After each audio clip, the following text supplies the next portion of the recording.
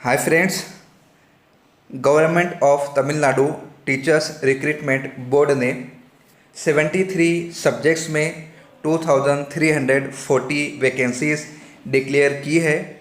आज के इस लेक्चर में rules of reservation, qualification, age limit, how to apply, application fees, selection criteria और फॉर्म फिल करते समय कौन कौन से डॉक्यूमेंट्स कैंडिडेट के लिए ज़रूरी होंगे, इन तमाम चीज़ों की मालूमात आपके सामने पेश करने वाले हैं। अगर आप चैनल पर पहली मर्तबा आए हैं, चैनल सब्सक्राइब कीजिए।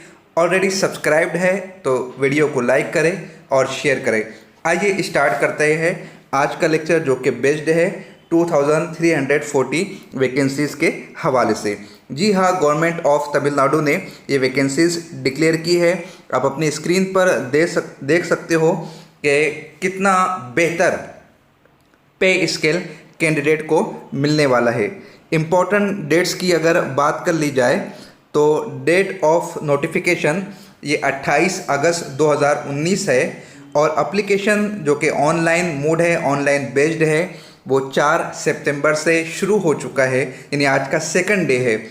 और लास्ट डेट जो होंगी वो 24 सितंबर होंगी। 24 सितंबर के बाद कोई भी फॉर्म एक्सेप्ट नहीं किया जाएगा, वेबसाइट ही ऑलरेडी क्लोज कर दी जाएंगी।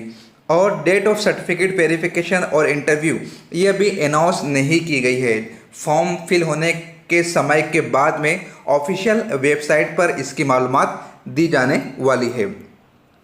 अगर वैकेंसीज़ की डिटेल्स की बात की जाए तो जो बैकलॉग वैकेंसीज़ है वो 81 है, शॉर्ट फॉल वैकेंसीज़ ये 4 है, करंट वैकेंसीज़ 2252 है और जो डिफरेंटली एबल्ड पर्सन लोगों के लिए वैकेंसीज़ है वो 3 है, यानी कुल मिलाकर 2340 वैकेंसीज़ डिक्लेयर की है गवर्नमेंट ऑफ तमिलनाडु बोर्ड ने। सब्जेक्ट वाइज मालूमात मैं यहाँ पर पढ़ने की बजाय स्क्रीन को स्लोली स्क्रॉल डाउन करता हूँ ताकि अपना समय कम लगे और पूरी मालूमात इस वीडियो में आसानी के साथ दी जा सके। 73 सब्जेक्ट्स है। आप अपने सब्जेक्ट के अकॉर्डिंग वीडियो को पॉज करके उसके आगे वैकेंसीज देख सकते हैं।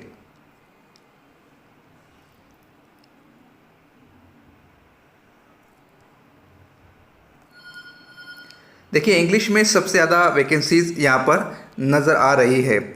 उसके बाद ज्योग्राफी में भी 68 वैकेंसीज़ है, होम साइंस में 31 है, मरीन मैथमेटिक्स में 192 वैकेंसीज़ डिक्लेयर की गई है, फिज़िक्स में 150 वैकेंसीज़ है, स्टैटिक्स में 56 है, तमिल में 231 वैकेंसीज़ डिक्लेयर की गई है, जूलॉजी में 100 वैकेंसीज डिक्लेयर की गई है और लास्ट की 3 वो जो डीफ कैंडिडेट के लिए थी, यानी कुल मिलाकर जो वैकेंसीज निकल कर सामने आ रही है वो 2340 सब्जेक्ट वाइज और कम्युनिटी वाइज वैकेंसीज यहाँ पर बताई गई है। बहुत डिटेल में एक्सप्लेन किया गया है। मैं डिस्क्रिप्शन में इस नोटिफिकेशन की लिंक प्रोवाइड कर दूंगा। आप उसके अकॉर्डिंग अपनी कैटेगरी के हिसाब से, अपनी कम्युनिटी के हिसाब से देख सकते हैं इसको क्या फैसिलिटीज़ मिलने वाली है।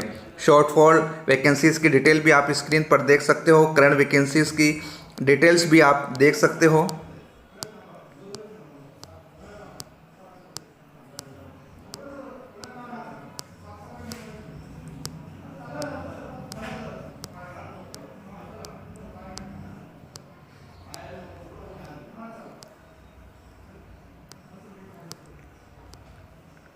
जितने एब्रीवेशन ऊपर यूज़ किए गए हैं उसकी डिटेल्स यहाँ पर दे दी गई है। जीटी का मतलब जनरल टर्न, बीसी का मतलब backward class, BCM backward class Muslim, MBC आप पूरी डिटेल्स पढ़ सकते हो। रूल्स ऑफ रिजर्वेशन इसे आप केयरफुली रीड करने की कोशिश कीजिएगा। अलग अलग कम्युनिटी के लिए अलग अलग रिजर्वेशन यहाँ पर मेंशन किया गया है। हॉरिजॉन्टल रिजर्वेशन भी एक्सप्लेन कर दिया गया है, आप उसे भी पढ़ लीजिएगा। अब आइए हमारा जो अहम पॉइंट है उसे हम देखते हैं। क्वालिफिकेशन में एक एक्सप्लेन किया गया है एज लिमिट, यानी जिस वक्त आप अप्लाई कर रहे हो 1 जुलाई 2019, इसके मुताबिक आपकी जो एज होनी चाहिए वो 57 ईयर्स तक होनी चाहिए। एजुकेशनल क्वालिफिकेशन 55% ये आपका पीजी में परसेंटेज होना चाहिए। उसी के साथ में आपका NET, SLET, SET, SLST, CSIR, GRF age पर UGC नॉर्म भी कंप्लीट होना चाहिए। उसके बाद में ऑप्शन में कुछ डिटेल्स दी गई है, उसे भी आप पढ़ लीजिएगा। मेन वही है जो अभी हमने ऊपर बताई है। इक्विवेलेंट सब्जेक्ट की डिटेल भी यहाँ पर दे दी गई है, पूरा कॉलम है, आप अपने सब्जेक्ट के अकॉर्डिंग उसे रीड कर लीजिएगा।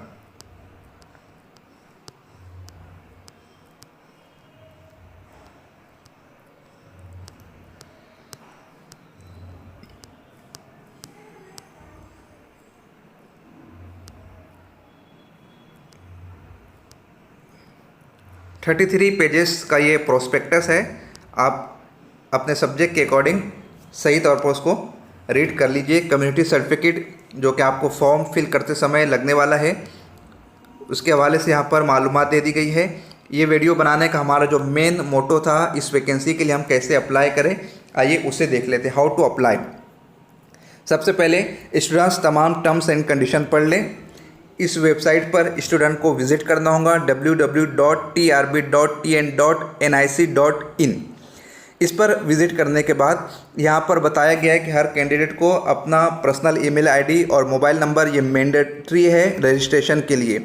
अगर आप 2 फॉर्म फिल करते हो अलग अलग सब्जेक्ट में, अगर आप 2 सब्जेक्ट से पीजी हो, 2 सब्जेक्ट से आपने पीएचडी किया है, या 2 सब्जेक्ट में आप नेट क्वालिफाई हो और 2 सब्जेक्ट में आप अप्लाई करना चाहते हो, तो आपके लिए 2 ईमेल आईडी दरकार होंगे और 2 मोबाइल नंबर चाहिए होंगे। हर फॉर्म के लिए सेपरेट ईमेल आईडी और सेपरेट मोबाइल नंबर इन्होंने मांगा है।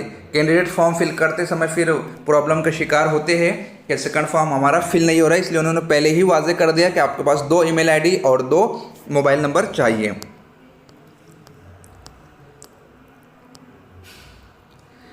देखिए वही बात यहाँ पे एक्सप्लेन की गई है जो आपको येलो में नज़र आ रहा है, जिसे अभी हमने एक्सप्लेन किया। और कैंडिडेट को ये भी चाहिए कि अपना फॉर्म मुकम्मल तौर पर जांच ले, देख ले। एक सब्जेक्ट के लिए बार बार फॉर्म फिल करने की ज़रूरत नहीं है।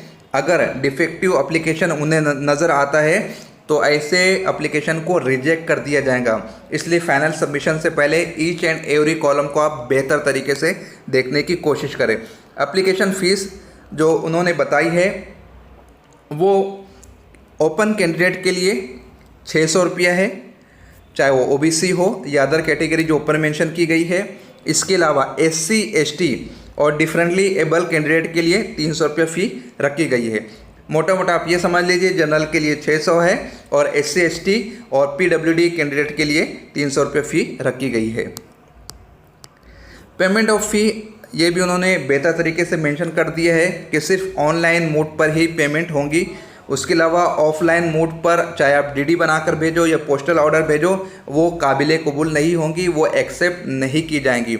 सिर्फ आपको यहाँ पर बैंकिंग, क्रेडिट कार्ड और डेबिट कार्ड के ज़रिए ही से फ़ी पे करना है।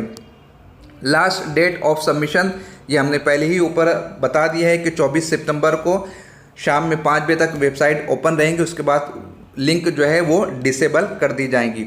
स्कीम ऑफ सिलेक्शन ये बहुत इंपॉर्टेंट है। इनका 3 पार्ट में मार्क्स को उन्होंने 3 चीज़ों में डिस्ट्रीब्यूट किया है।